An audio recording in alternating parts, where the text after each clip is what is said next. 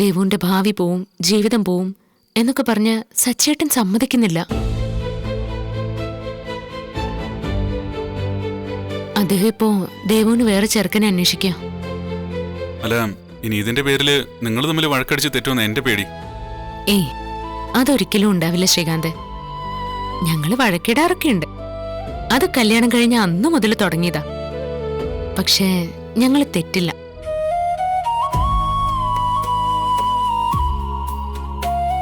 ഞങ്ങള് രണ്ടുപേരും എങ്ങനെയാന്ന് നിങ്ങൾക്കറിയാവുന്നതല്ലേ. ദേവുവിന്റെ വിവാഹ കാര്യത്തില് ഞാൻ അദ്ദേഹത്തെ പറഞ്ഞ് മനസ്സിലാക്കാൻ നോക്കുന്നു, അദ്ദേഹം എന്നെ പറഞ്ഞ് മനസ്സിലാക്കാൻ നോക്കുന്നു. പക്ഷെ രണ്ടും നടക്കുന്നില്ല. അത്രേ ഉള്ളൂ. അല്ലാതെ ഇതിന്റെ പേരില് ഞങ്ങൾ അടികൂടാനൊന്നും പോകുന്നില്ല. എന്തായാലും പേടിയുണ്ട്, അതുകൊണ്ട് പറഞ്ഞതാ. നീ പേടിക്കണ്ടടാ. ഒരു കണക്കിന് പറഞ്ഞ ദേവു കല്യാണം കഴിക്കാതിരിക്കുന്നതാ നല്ലത്. അതെന്തു പറ്റി?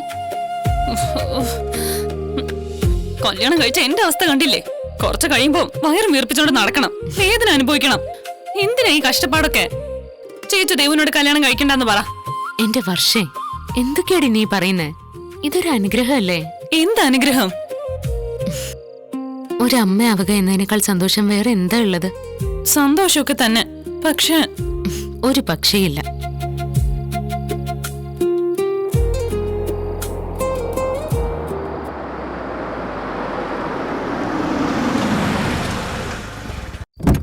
ദേ സച്ചേട്ടൻ വന്നു, വാ.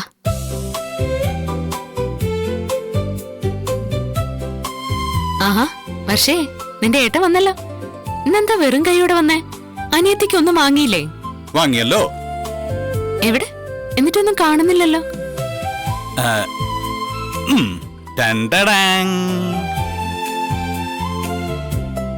ഇതെന്താ ഇത്? തുറന്നോക്ക്.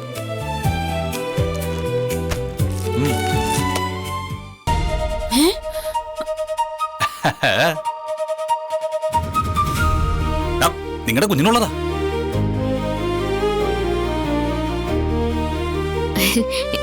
ഇതൊക്കെ എന്തിനാ സച്ചേട്ട ഇപ്പൊ വാങ്ങിച്ചത്? ഇതായിരിക്കണം കുഞ്ഞിനുള്ള ആദ്യത്തെ സമ്മാനം. നേരത്തെ വാങ്ങി വെച്ചതാ. ഇതിപ്പോ പെൺകുട്ടിക്കുള്ള ഉടുപ്പാണല്ലോ മേടിച്ച്. അപ്പോ പെൺകുട്ടിയാണെന്ന് ഇപ്പഴേ ഉറപ്പിച്ചോ? ഉറപ്പിച്ചു. ഈ വീട്ടില് ഒരു പെൺകുഞ്ഞ് വേണമെന്നുള്ളത് ഏട്ടന്റെ ചെറുപ്പം മുതലുള്ള ആഗ്രഹം. ആ ആഗ്രഹം നടക്കുമെന്ന് നമുക്ക് നോക്കാം. നടക്കും. എന്റെ അനിയനും അനിയത്തിക്കും പിറക്കുന്ന കുഞ്ഞ് പെൺകുഞ്ഞ് തന്നെ ആയിരിക്കും. അന്നേ ഈ വീട്ടിൽ ഉത്സവമായിരിക്കും, ഉത്സവം.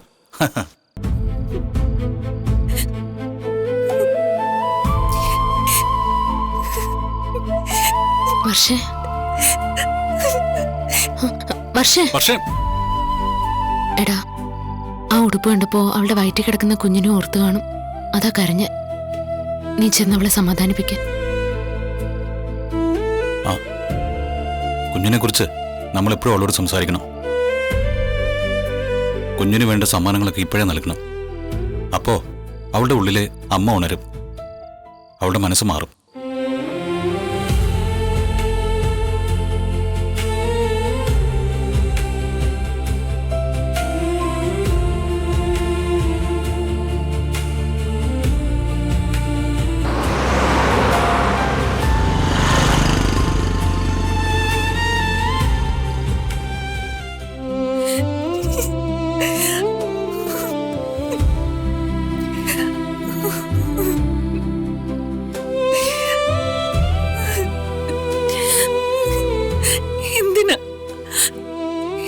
സച്ചേട്ടൻ ഇങ്ങനെ ഒരു കുഞ്ഞുടുപ്പ് കൊണ്ടുവന്ന് ഞാൻ എത്ര മറക്കാൻ ശ്രമിച്ചാലും ഇത് കണ്ട വീണ്ടും എനിക്ക് ഓർമ്മ വരും.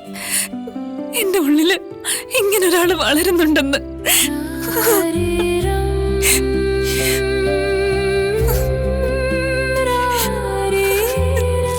എന്റെ കുഞ്ഞ് ഈ കുഞ്ഞുടുപ്പിട്ട എന്ത് ഭംഗിയായിരിക്കും അല്ലേ?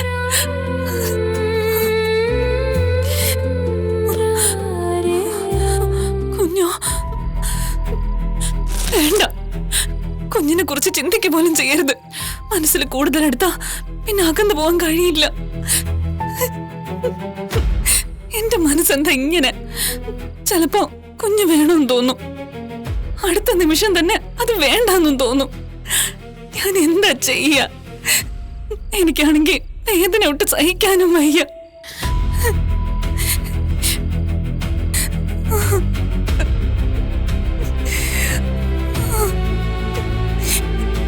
പക്ഷേ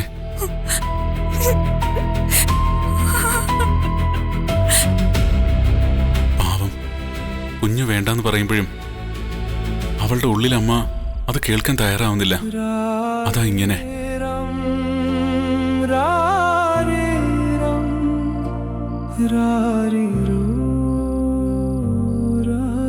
എന്തായാലും അവളിൽ ഒരു കണ്ണു വേണം, ശ്രദ്ധിക്കണം.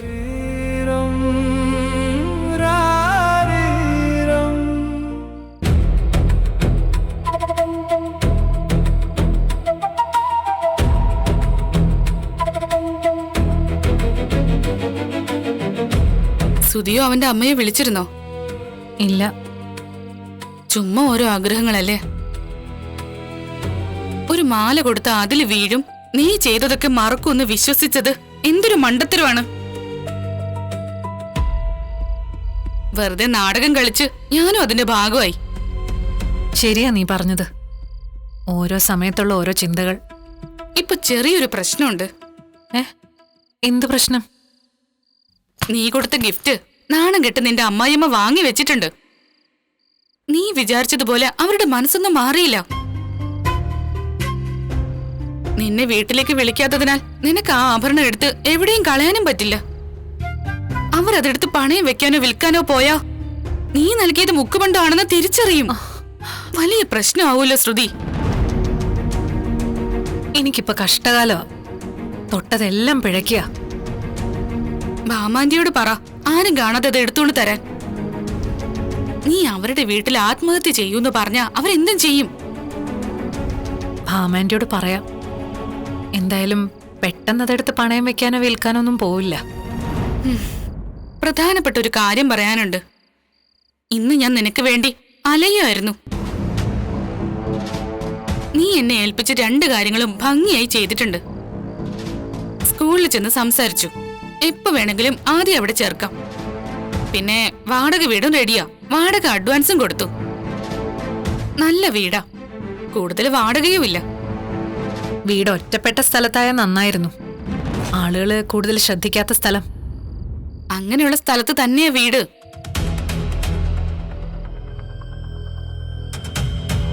നീ പേടിക്കണ്ട.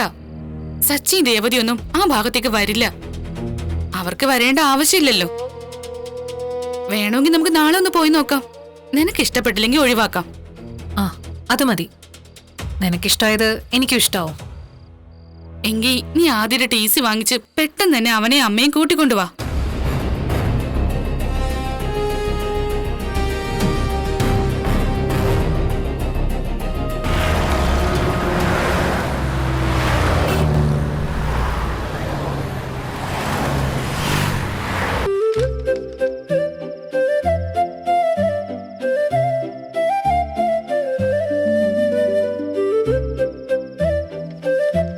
അച്ഛാ, സച്ചേട്ടാ വാ, ഭക്ഷണം കഴിക്കാം.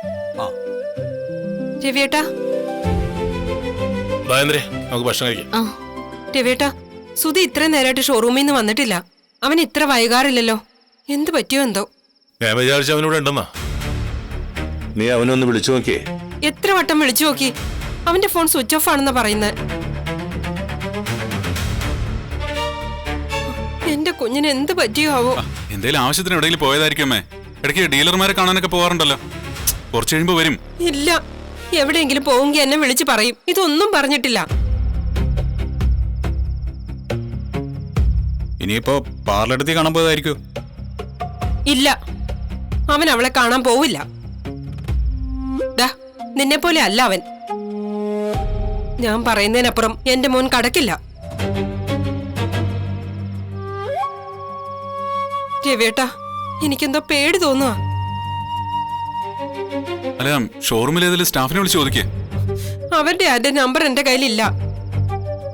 നിങ്ങളുടെ ആരുടെയും കയ്യിലുണ്ടാവും. എന്റെ കയ്യിലുമില്ല. ചിലപ്പോ ലോഡും വന്ന് കാണും. അതിറക്കാൻ വേണ്ടി നിൽക്കായിരിക്കും. അതായിരിക്കും വൈകുന്നത്. അങ്ങനെയാണെങ്കിൽ അവൻ വിളിച്ചു പറയും. ഇതെന്തോ പ്രശ്നമുണ്ട്. സച്ചി, നീ അവിടെ വരെ ഒന്ന് പോയിട്ട് വാ. അല്ല അച്ഛാ, ഇനി വല്ല ബാറിലും പോയി കാണൂ. അവനെന്താ കുടിയനാണോ ബാറിൽ പോവാൻ? അന്ന് ബാറിൽ പോയി കുടിച്ച് പോലീസുകാരുമായിട്ട് പ്രശ്നം ഉണ്ടാക്കിയതൊക്കെ മറന്നോ? ബാറിലാണ് പോയതെങ്കിൽ അവന്റെ ഫ്രണ്ട് ആനന്ദ് കൂടെ കാണും, അത് ഉറപ്പാ. അവൻ ഒറ്റയ്ക്ക് എന്തായാലും പോവില്ല. ഞാൻ ആനന്ദിനെ വിളിച്ചു നോക്കട്ടെ.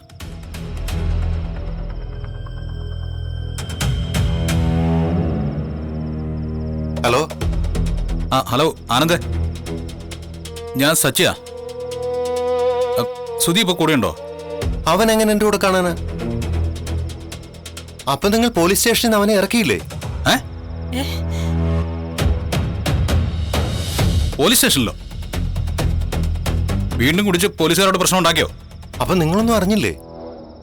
ബാങ്കിൽ സ്വർണ്ണമാന്ന് പറഞ്ഞ് അവൻ മുക്കുവണ്ടം പണയം വെക്കാൻ നോക്കിയതിന് പോലീസ് അവനെ അറസ്റ്റ് ചെയ്തു. അയ്യോ, എന്താ ആനന്ദ ഈ പറയുന്നേ? സത്യ അങ്കിളെ, നാട്ടിലുള്ള എല്ലാവരും അറിഞ്ഞല്ലോ.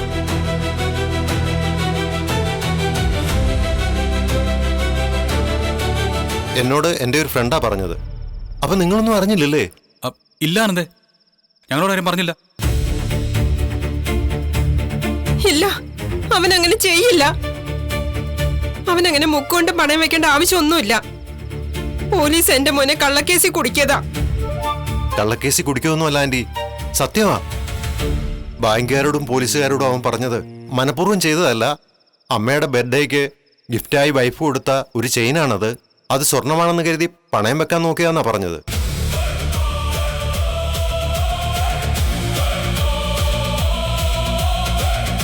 പക്ഷേ പോലീസുകാരും ബാങ്കുകാരും അവൻ പറയുന്ന വിശ്വസിച്ചില്ല.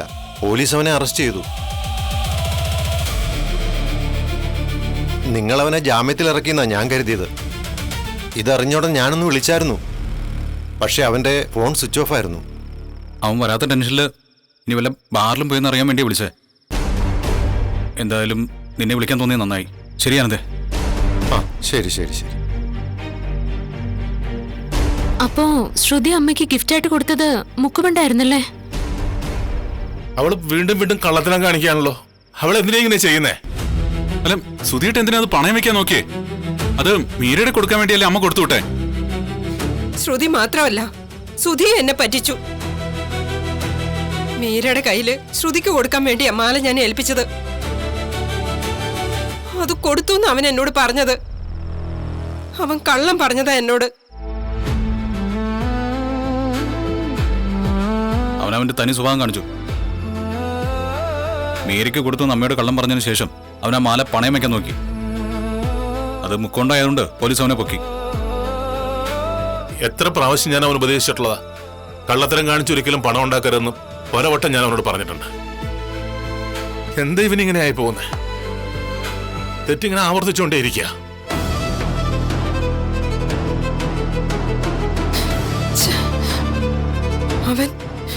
അവൻ എന്നോട് തന്നെ ഇങ്ങനെ കുഴപ്പങ്ങളിൽ ചെന്ന് ചാടുന്ന ആദ്യമായിട്ടൊന്നും അല്ലല്ലോ. സുധിയേട്ട ഒരിക്കലും പഠിക്കുന്നില്ലല്ലോ. എന്നിട്ട് സംസാരിച്ച് സമയം കളഞ്ഞിട്ട് കാര്യമില്ല. അവനെ എങ്ങനെയെങ്കിലും പുറത്തിറക്കാൻ നോക്കണം. ഞാൻ ആദ്യം സ്റ്റേഷനിൽ പോയി അവനൊന്ന് കണ്ടിട്ട് വരാം. ഞാനും വരാം. ആരും പോണ്ട.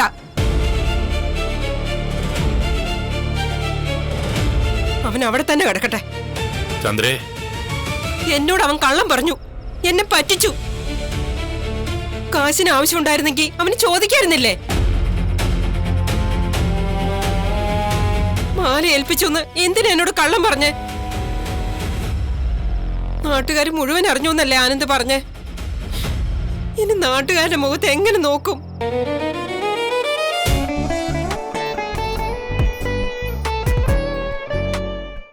ഇനി നാട്ടുകാരുടെ മുഖത്ത് എങ്ങനെ നോക്കും?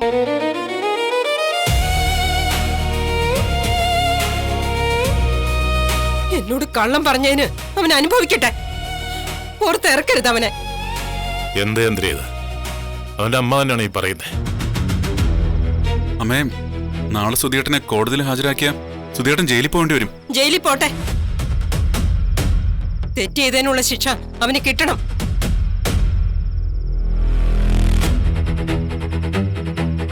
അവനെ പോലീസ് പിടിച്ചു എന്ന് പറഞ്ഞപ്പോ കള്ളക്കേസാണെന്നാ ഞാൻ കരുതിയെ. ഇപ്പോ ശരിക്കും അവൻ എന്നോട് തെറ്റ് ചെയ്തേ. അവൻ പറഞ്ഞത് വിശ്വസിച്ച ഞാൻ മണ്ടി. അവനെ കാണാനോ ഇറക്കിയിട്ട് വരാനോ ഇവിടുന്ന് ആരും പോവരുത്.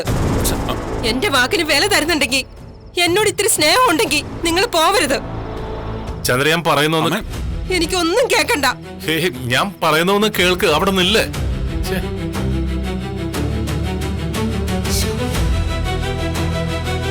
ചേട്ടാ, അമ്മയ്ക്ക് നല്ല വിഷമമായിട്ടുണ്ട്. അമ്മയും സുധിയേട്ടൻ പറഞ്ഞു പറ്റിച്ച്. ഈ സുധിയേട്ടൻ എന്താ ഇങ്ങനെ? അവൻ അവന്റെ കാര്യമല്ലേ നോക്കൂ. മറ്റുള്ളവരുടെ വിഷമം സങ്കടമൊന്നും അവനറിയേണ്ട കാര്യമില്ലല്ലോ. അവനെ ഓർത്ത് സങ്കടപ്പെടുന്നവർ വീട്ടിലുണ്ടെന്നുള്ള തോന്നലുണ്ടെങ്കിൽ അവൻ ഇങ്ങനെയൊക്കെ ചെയ്യാമായിരുന്നു.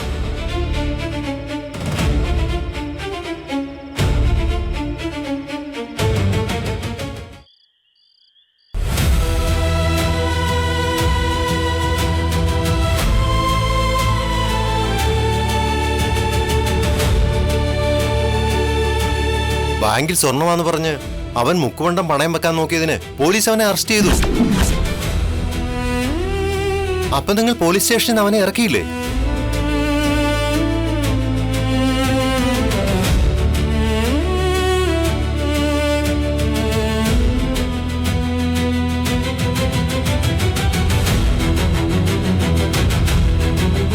തെറ്റ് ചെയ്തതിനുള്ള ശിക്ഷ അവന് കിട്ടണം.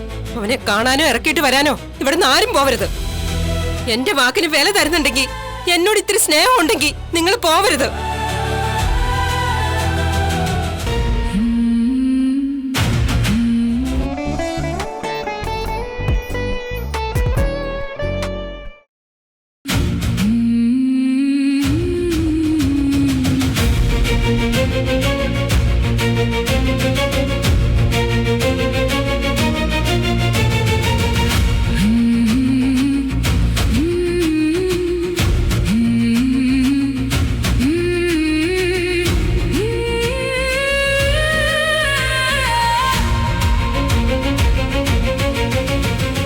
സച്ചേട്ടാ, സച്ചേന്റെ ഏട്ടനെ പോലീസുകാരെ ഇടിക്കുവോ? ഏയ്, ഇടിക്കാൻ മാത്രം അവൻ അത്ര വലിയ കുറ്റമൊന്നും ചെയ്തിട്ടില്ലല്ലോ. അറിയാതെ പറ്റിപ്പോയല്ലേ. ഇല്ലെങ്കിൽ ആ എസ് ഐ സാറിനെ വിളിച്ച് 2 എണ്ണം പൊട്ടിക്കാൻ പറഞ്ഞാലോ? അടി കിട്ടാത്തതിന്റെ കുറവാ നിങ്ങളുടെ ഏട്ടന്. എന്താ നോക്കുന്നേ? ഞാൻ പറഞ്ഞത് ശരിയല്ലേ? നിങ്ങളുടെ ഏട്ടൻ എത്ര കിട്ടിയാലും പഠിക്കുന്നില്ലല്ലോ. ഇതിപ്പോ നാട്ടില് പാട്ടായില്ലേ? അദ്ദേഹത്തിന് മാത്രല്ല, കുടുംബത്തിന് മുഴുവനും നാണക്കേടായില്ലേ? നോക്കിക്കോ, അദ്ദേഹത്തിന്റെ സ്ഥാപനത്തെ ഇത് ബാധിക്കും. അവൻ അമ്മയെ പറ്റിച്ചു. അതിനുള്ള ശിക്ഷ ഇപ്പൊ കിട്ടിയിരിക്കുന്നേ. കിടക്കട്ടെ അവിടെ. അമ്മ പറഞ്ഞ പോലെ ആരും അദ്ദേഹത്തെ ഇറക്കിക്കൊണ്ടുവരാൻ പോണ്ട. അവൻ അവിടെ കിടക്കുമ്പോ എനിക്കിവിടെ സമാധാനത്തോടെ ഉറങ്ങാൻ പറ്റുമോ? ഞാൻ പോയി അവനെ ഒന്ന് കണ്ടിട്ട് വരാം. സച്ചേട്ടാ, സച്ചേട്ടാ നിക്ക്. ആരും പോരുതെന്നല്ലേ അമ്മ പറഞ്ഞിരിക്കുന്നേ? ആര് പറഞ്ഞാലും ഞാൻ പോവും. അവൻ എന്റെ ചോരയെ രവതി. അവന്റെ സ്ഥാനത്ത് നിന്റെ അനിയനായിരുന്നെങ്കിൽ നീ പോകില്ലായിരുന്നോ? ചെറുപ്പത്തിലെ അവനിങ്ങനെയായിരുന്നു. കള്ളത്തരം കാണിക്കും. കാശിന് വേണ്ടി എന്ത് ചെയ്യും? അവന്റെ സന്തോഷം അവനെ പ്രധാനം. മറ്റുള്ളവരെ കുറിച്ച് ചിന്തിക്കുക പോലുമില്ല. അവനെ കൊണ്ട് ഇന്നേ വരെ എനിക്കൊരു ഉപകാരം ഉണ്ടായിട്ടില്ല, ഉപദ്രവമല്ലാതെ. അവൻ കാരണം എനിക്ക് വലിയ വലിയ നഷ്ടങ്ങൾ ഉണ്ടായിട്ടുണ്ട്. എന്നാലും എനിക്കവന് ഇഷ്ടമായ മതി.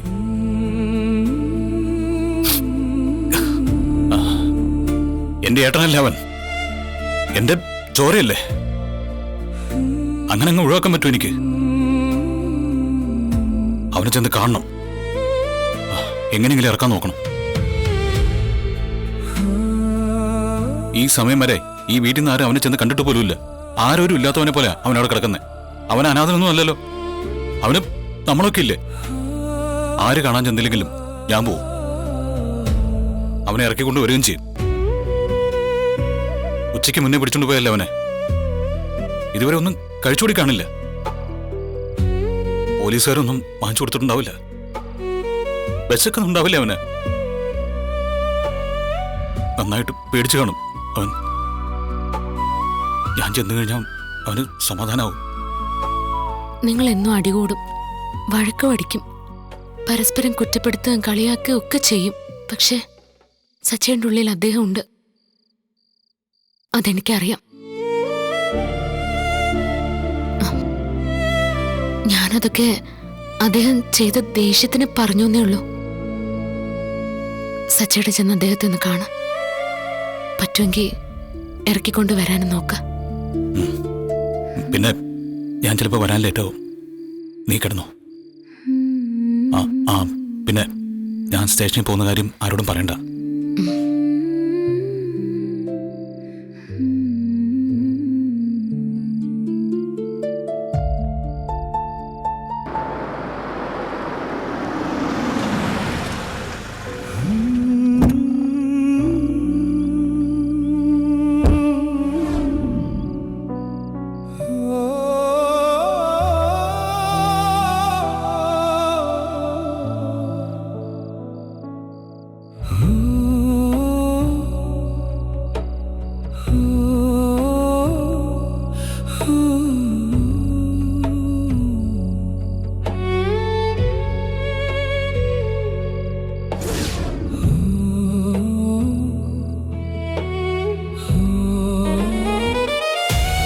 നീ എന്തിനാ വന്നേ? ലോകം മുഴുവൻ എതിരായിട്ട് നിന്നാലും ഞാൻ നിന്റെ കൂടെ ഉണ്ടാവും. നീ ഭയക്കണ്ട. അത് പറയാനാണ് ഞാൻ ഇങ്ങോട്ട് വന്നേ. ആരും പോണ്ട. അവനെ തൽക്കാലം പുറത്തിറക്കണ്ട. കുറച്ചു നാൾ ജയിലിൽ കിടക്കുമ്പോ പഠിച്ചോളും. ഇപ്പൊ ഞാൻ നിന്നെ വിടാം. അന്വേഷണത്തിന് വിളിക്കുമ്പോ ഇവിടെ ഹാജരായിക്കൊള്ളാം.